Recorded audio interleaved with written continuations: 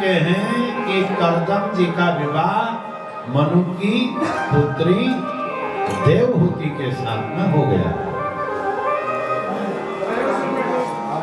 अब जब विवाह हो गया, उनके माता पिता चले गए, पितृभ्याम प्रस्थिते साथ भी माता पिता विवाह करके तो चले गए। अब कर्दम जी की सेवा कर रही है कौन? देवहूति जी। पति मिंगित कोविदा, और कैसे सेवा करिए? नित्यम पर्यचरत प्रीत्या भवानी व भवम।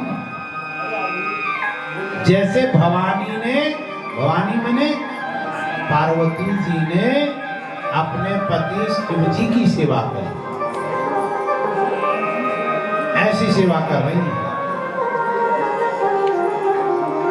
विवाह ये क्या है? विवाह क्या होता है? भारतीयों के अनुसार, पहले पश्चिमियों की दृष्टि देख लेते हैं। पश्चिमियों की दृष्टि में विवाह क्या है? पश्चिमियों के यहाँ विवाह क्या होता है? उनके यहाँ तो विवाह ऐसा हमारे तरह थोड़ी है। आप अमेरिका में जाओगे, अमेरिका के जो मूल निवासी हैं, यदि आप उनसे कहो कि हमारे विवाह को, हमारे पति पत्नी के विवाह हुए 25 साल, 30 साल, 50 साल हो गए, वो आश्चर्य करते हैं कि एक तुम 25 साल तक साथ में हो। तो उनके साथ विवाह क्या है? उनके हिसाब से विवाह स्त्री को बंधन में डालने का एक संस्था है, पश्चिमियों के अनुसार। और भारतीयों के अनुसार विवाह क्या है? हम भारतीय विवाह को क्या मानते हैं? हम भारतीय मानते हैं कि स्त्री को संरक्षण देने की संस्था विवाह। जब कोई स्त्री विवाह से पूर्व अपने पिता के घर में रहती है, पिता के द्वारा संरक्षित रहती है, फिर विवाह होने के बाद पति के द्वारा संरक्षित होती है, पति के स्वर्ग सिधार जाने के बाद अपने बेटों से संरक्षित रहती है। तो हमारे यहाँ विवाह क्या है? स्त्री को संरक्षण देने की एक संस्था है कि नहीं? जरा पीछे जो सज्जन बोल रहे हैं, ये आपस में ना बोले। मैं तब बोलूंगा जब कोई नहीं बोलेगा। हमारा तो नियम है।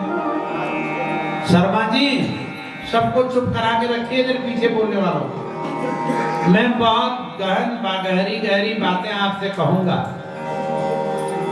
बातों तो हम कर ही देंगे घर पूरा, लेकिन कुछ ऐसी बातें भी है जो हम कहना चाहते हैं। तो विवाह स्त्री को संरक्षण देने की एक संस्था है हमारे भारतीय के अनुसार, है नहीं?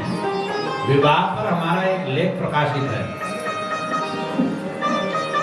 अंतर्राष्ट्रीय पत्रिका में, अंतर्राष्ट्रीय सेमिनार में हमने भाग लिया, और इस विवाह पर हमने लिखना था।